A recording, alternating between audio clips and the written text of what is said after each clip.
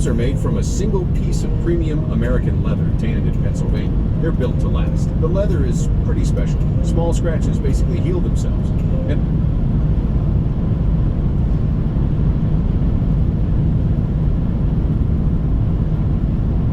yes, Ilhan Omar married her brother, says the Free Beacon. As a statement of fact, this is bold, because if this is not true, it is entirely actionable. Meaning, you're going to get in big trouble if you don't got them receipts. Now, I had covered this story quite a bit, as have many others in the past, and I had all these leftist organizations coming at me for simply saying, the Star Tribune in Minnesota says Ilhan Omar married a man who may have been her brother, saying there's a possibility now. The White House Rapid Response account has made a formal post saying, yes, Ilhan Omar married her brother. She is reportedly now under investigation for immigration fraud, which means she would be eligible to be denaturalized and deported. You see, the law states that if someone commits immigration fraud and they become naturalized, they can have that naturalization stripped. The argument here being that illegal immigration by defrauding the United States government, thus nullifying her own citizenship, she could then be deported back to Somalia. It would be crazy if that were to happen, but my friends, considering where we are as a country right now, I wouldn't be surprised by anything. We've got this document, the front page image right there on the article from the Free Beacon, showing the marriage license application.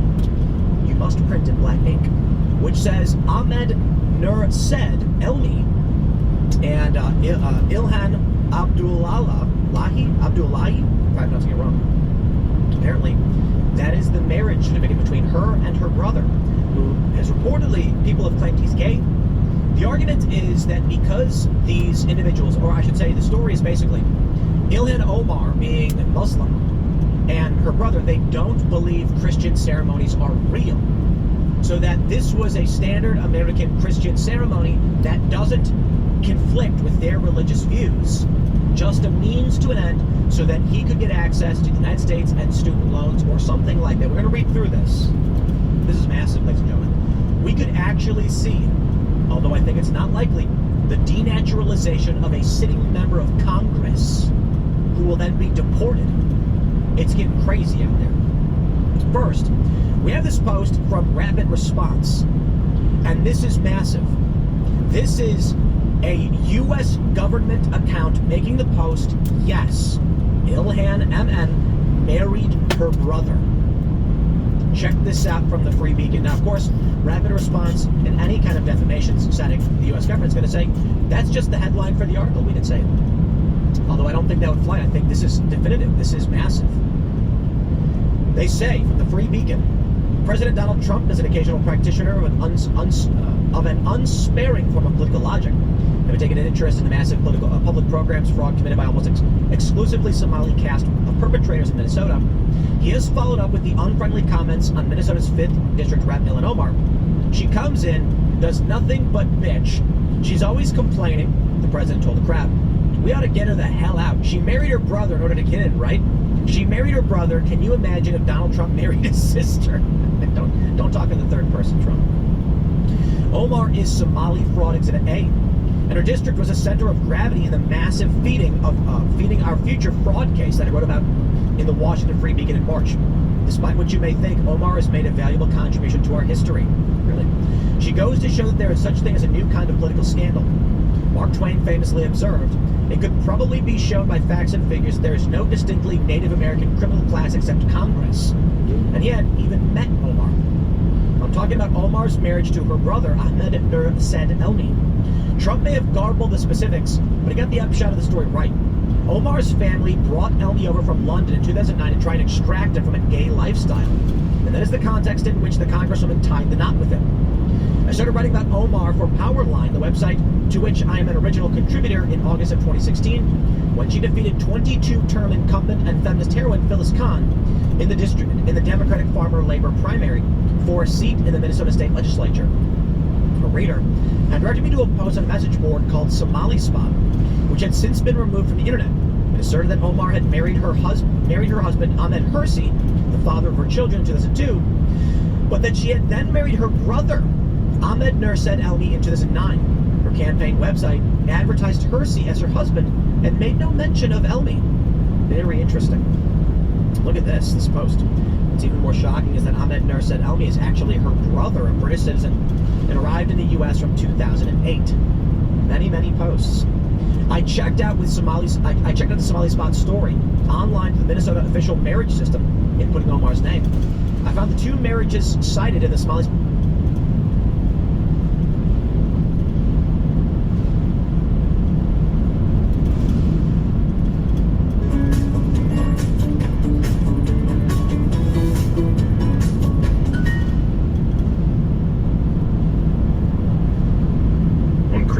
If your kid wakes up to this game stick, it's gonna be their favorite present. Let me show you what this thing can do. We'll plug in the included HDMI dongle. There we go. Switch over to HDMI. Denise Yvonne Jarvis Gangora was found dead. Many of you may know who she was, some of you probably don't, but she was a high-profile social media personality, and she was addicted to extreme surgeries to alter her appearance that eventually, I believe, drove her insane and led her down this path. Now, we don't know exactly what happened and how she died. They've reported that she fell from a great height. She made a post on social media from The Truman Show saying, "In case I don't see you, good afternoon, good evening, and good night," and a picture of herself as a child when she looked normal. And it's sad. But the presumption here, based on all of the information we have so far, is that she committed suicide. And I'd imagine it's because she was a monster. I know, and many people are going to say that's insensitive, but it's not a joke. You take a look at what she had done to herself with repeated extreme and insane surgeries. She turned herself into a monster for which she could never come back, and it was never enough. And that's why I say this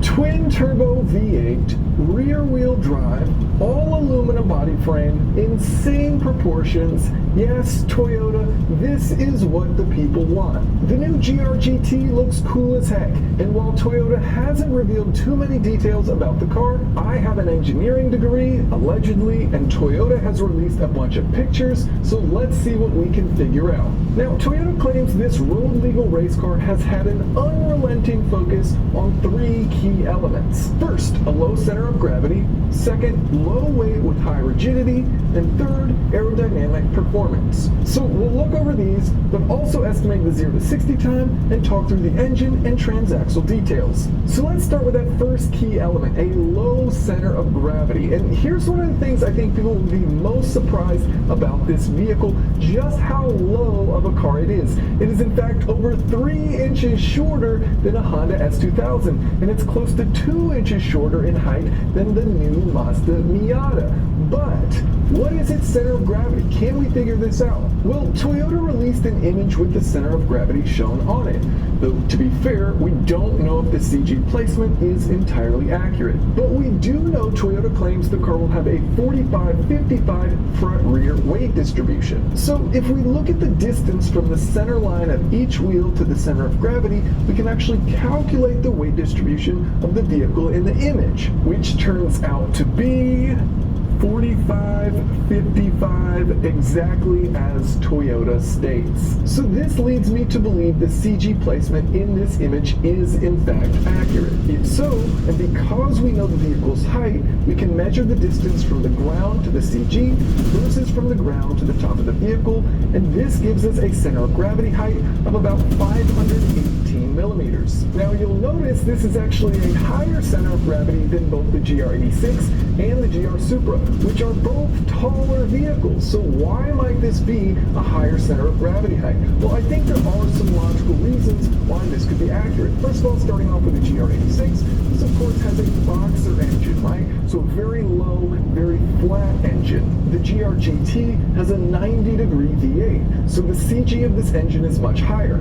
It also has a hot V setup, so you've got the heavy turbos and exhaust components mounted high on the engine. Now, the Supra has an inline-6, which is a high CG engine, and it's a taller vehicle. So what gives? Well, I think the big hint sits above the rear tires in this image. That is almost certainly the vehicle's high-voltage battery pack for the integrated electric motor within the rear transaxle. Clearly, there wasn't any space to mount this down low, so as it sits, it's well above the vehicle's center of mass height. And as a big heavy battery, that's surely raising the CG. That seems to be the clearest reason why this may have a higher CG than the Supra if the CG location shown is accurate. But they still have gone through extensive measures to keep the CG as low as possible. First of all, the entire powertrain is mounted extremely low. You can see just how close it is to the front subframe. There's a few things that make this possible. For the engine, they're used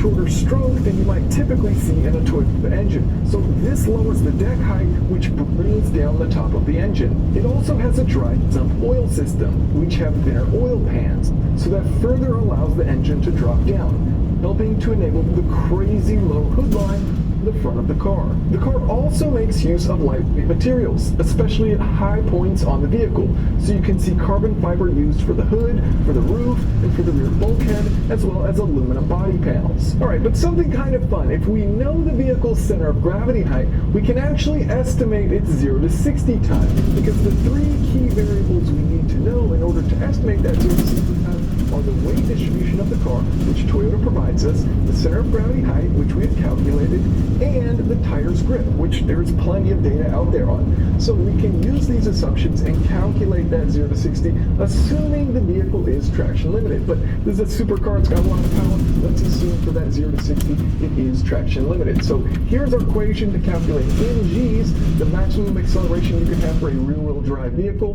with the given variables. If we assume our friction coefficient for our tire